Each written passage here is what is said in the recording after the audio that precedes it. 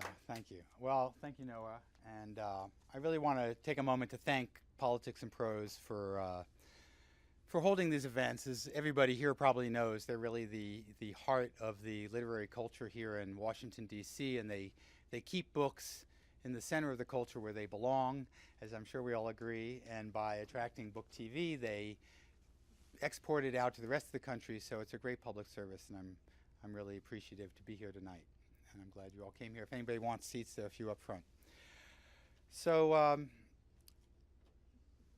anyone who publishes who writes a whale book needs to acknowledge the master. So this is my nod to Herman Melville. It is not down on any map. True places never are. So Melville was referring to Queequeg's South Pacific home in that quote, but he was also, I think, alluding to the fact that whenever whales are involved, the lines between fact and fiction are very blurry. In fact, Moby Dick, as you may know, was based on a true event of a whale ship that was stoved in by a rogue sperm whale. And I thought about that a lot, particularly when it was time to choose a subtitle, which is in publishing a big deal. What's the subtitle going to be? And I had various long, intricate ones, which is sort of the fashion these days. But my publisher, God bless him, said, no, the only subtitle you can have on this book is a true story, because if you don't stamp that on the cover of the book, no one will believe this is true. They'll think it's a novel. It's too fantastical, and he's right. I mean, I came here for the story. I stuck around for the whales, but I really fell for this story because, as any writers in the audience, and I see a few I know, before you embark on a book-length project, you want to feel that there's, God forbid, an untold story and something with wonderful characters and plot twists. And this had it all. This had scientists and crazy science and Navy ships and submarines and, of course, whales. So, and the other thing you look for as a writer is characters who have catharsis, who go through some transformation. And what's really remarkable about this story has been forever for me, and what I really want to talk about tonight, because as Noah said, this is sort of a mystery story and a detective story, so I don't want to get too much into the plot details. I want you to enjoy them for yourselves.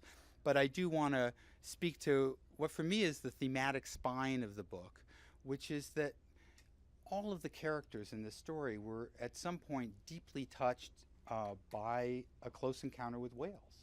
And it's what drives the story. And so for a writer, that's a wonderful thing. So I always felt that a somewhat paradoxical subtitle could be War of the Whales, a love story, because in its way it is. What it is in a nutshell, this is a story of a culture clash between two segments of society that felt very deeply and passionately about whales and the ocean, but for very different reasons.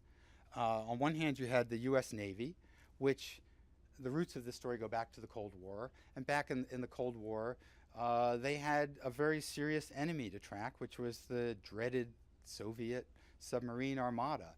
And they were, in fact, very scary adversaries and very hard to track in the deep, dark ocean. So they enlisted a very unlikely ally in this fight, which were dolphins and other small whales.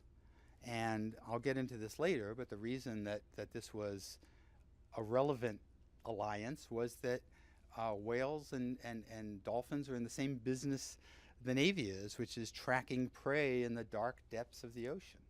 So that's sort of one side of the cultural divide. On the other side, you have a generation of Americans who grew up in the 60s on, I don't know, this looks like this generation, on Flipper, and you may remember Namu, the killer whale, which one-upped with that little teaser line, was one-upping Flipper, who was small compared to him. And later there were marine parks and oceanariums, and eventually there was the wild, there's whale watching in the wild, which really didn't catch on until the 70s, but has become a huge industry and has given people a chance to see whales in their natural environment, which is, of course, their most compelling environment. And really, that's, I think, as much as anything, what galvanized a generation is the ability to see what these animals really look like, how they really behave, how majestic they will, if you will. And people have been drawn closer and closer to them. Being on a boat isn't close enough for many people. They want to swim with dolphins, whales, and this is the nature of it. And I like to think this is a dialogue that is only beginning, but certainly, this is in opposition to what the Navy is doing. So, on a personal note, I knew virtually nothing, embarrassingly little about whales when I started this. What I knew is what Mr. Biggs taught me in ninth grade biology, which is that whales 40 million years ago abandoned land and took to the sea and became very successful marine mammals. And that is about the extent of what I knew. When I was 20, which was for me a very impressionable age on many levels, but particularly as an avid reader and aspiring writer, I first encountered Moby Dick. And I don't know, I can't speak for everyone. For me, it was my transformational whale experience. And I did skip over the cetology chapter like everyone else, though I have gone back and read it. But it's a unavoidable encounter with whales as something other. And they're more that it's not just their gigantism, it's something else. And it's not just the whales, it's our connection to the whales. And I'm not going to try to explain that tonight, but I do want to speak to why whales have mattered to people for a long time. So I jump forward 30 years. My first direct encounter, just on a personal note, was my daughter Julia, who's here tonight, wanted to go swim with dolphins with a friend of hers. So she and her dad and I went to Discovery Cove, and we had our hour with Roxy. And I shudder at the political incorrectness of this now. I've not yet become educated, but if you look at the expressions on our faces, even in a captive setting, and I don't know what Roxy's experience of it was, but I can tell you it was, you can't be close to these animals. And maybe, I'm not saying these are exclusive to the animal kingdom, but they allow us close. And it is a transformative thing. So a few years later, I was traveling with this same daughter, though I also went with her older sister, to a remarkable place in Baja, Mexico, on the Pacific coast called Laguna San Ignacio.